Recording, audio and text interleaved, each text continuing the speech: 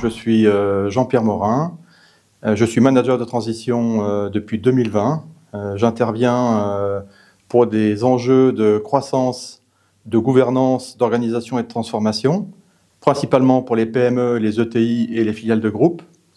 Et mes secteurs de prédilection sont les utilités, l'industrie et les produits techniques pour les BTP.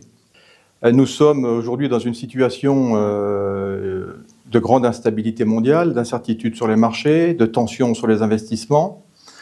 Et toutes les entreprises industrielles ont un joyau qui est constitué de la base installée de ce qu'elles ont déjà vendu comme installation. Et ce joyau, quand on l'exploite correctement, c'est un moteur de performance et de rentabilité extraordinaire pour ces entreprises. Donc on va essayer de développer un petit peu aujourd'hui la mécanique justement de comment on va chercher ce gisement de croissance et comment on peut d'ailleurs le monétiser pour améliorer sa performance. Il y a deux signaux principaux. Le premier signal est peut-être le plus simple, c'est d'abord de regarder un peu la culture de l'entreprise. Si l'entreprise reste focalisée dans son organisation, dans son activité sur la vente d'équipements neufs, c'est un premier signal qui montre que cette entreprise n'est pas structurée correctement pour aller exploiter ce gisement de croissance qui est l'aftermarket. Le deuxième signal, il est la conséquence du premier, c'est en fait le signal financier. C'est-à-dire qu'une entreprise industrielle qui va avoir dans ses revenus une part de revenus de l'aftermarket et du service de moins de 10%, très clairement, ça montre qu'elle n'est pas aujourd'hui focalisée sur cette activité qui est très récurrente de service et très profitable. À l'inverse, si on regarde de l'autre côté du spectre, une entreprise industrielle qui aurait 20 à 30% de ses revenus qui viennent du service, ça témoigne d'une société qui s'est organisée pour effectivement exploiter son gisement de croissance et qui a déjà de très bons résultats. Pour l'identification des gisements, le premier point, c'est d'abord d'avoir une vision consolidée de sa base installée et ensuite, dans cette vision consolidée, d'avoir une lecture fine par équipement sur le niveau d'exploitation déjà existant de chaque équipement. Ça va nous donner une vision justement du gisement dans son ensemble. Ensuite, il va falloir travailler sur une segmentation pour notamment identifier segment par segment quels sont les segments les plus profitables. Et l'ensemble combiné va vous permettre d'avoir effectivement une vue sur les gisements les plus profitables qui ne sont pas encore exploités et qui sont donc des priorités à mettre en œuvre. Alors cette approche, elle nécessite aussi de s'appuyer sur des outils de gestion pour faire émerger justement de façon consolidée par des données où sont les gisements prioritaires et à partir de ces gisements prioritaires de pouvoir en fin de compte piloter son action opérationnelle et commerciale pour activer ces leviers et les convertir.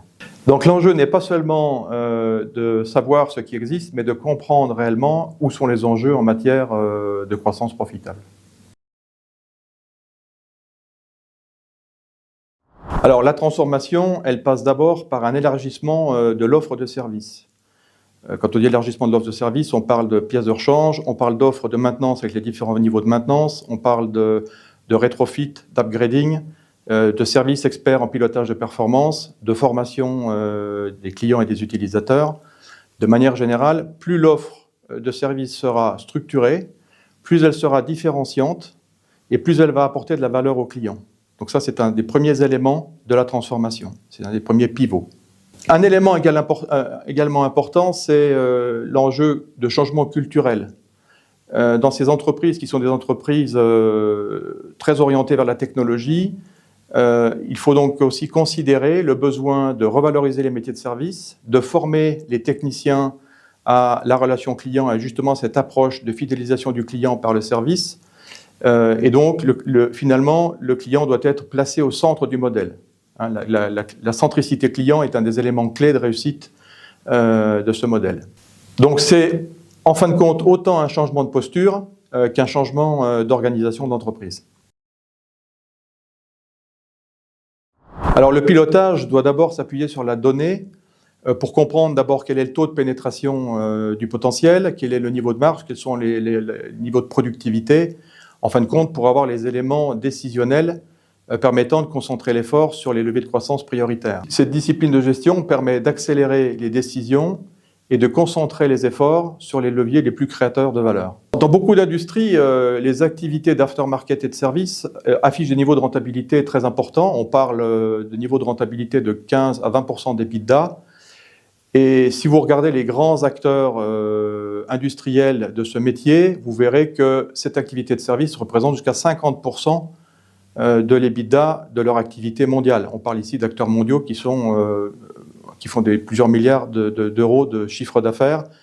Et donc, on se rend bien compte que c'est une activité qui est extrêmement importante pour consolider la base de ces groupes. Mais c'est valable également pour les PME industrielles et les ETI.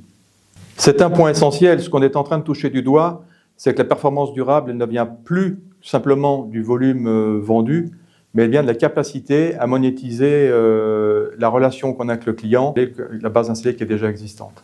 Les entreprises qui performent durablement ne sont pas celles qui vendent le plus de machines. Ce sont celles qui savent créer le plus de valeur autour de ce qu'elles ont déjà installé.